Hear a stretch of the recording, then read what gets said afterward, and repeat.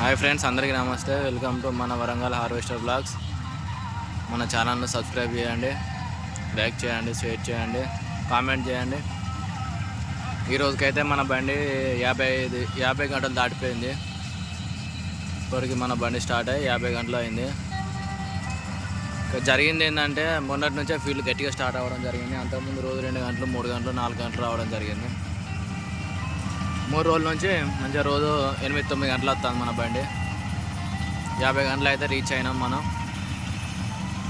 అందరూ మన channel subscribe చేయండి.